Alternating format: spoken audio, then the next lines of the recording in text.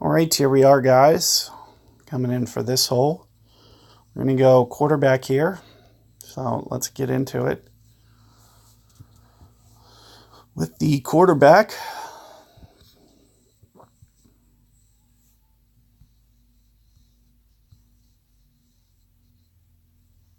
what I'm going to do, just to keep things easy, I'm going to just play it one per ring. So I did see, that the wind is a headwind here, so let's take a look here. Oh, it looks like you're going to need to use kind of a smaller ball. Let's go with Navigator.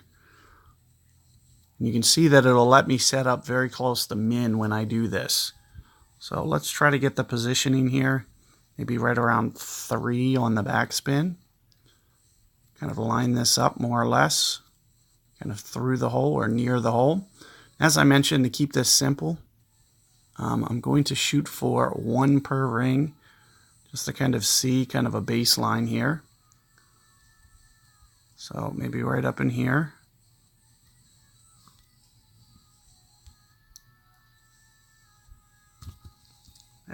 Caught a great ball. Not that big of a deal. I'd rather just make sure that the alignment looks good. It looks like power-wise, that looks pretty good.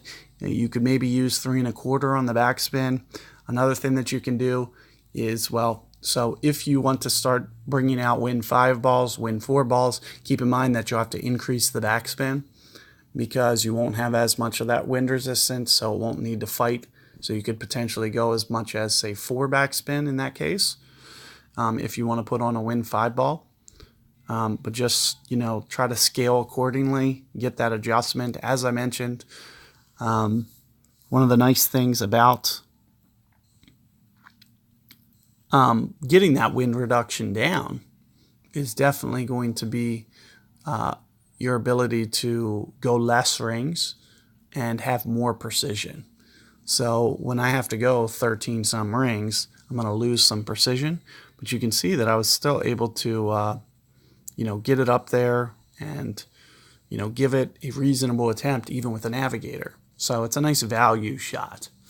And it should be relatively low risk. There shouldn't be any reason that you wind up in sand or anything. For instance, you're just going to have to, be somewhere near perfect ball. And they actually set up a pretty easy wind to kind of keep you safe. There's almost going to be no mess up with that wind. So good luck with that hole, guys, and see you guys for hole 7 coming up.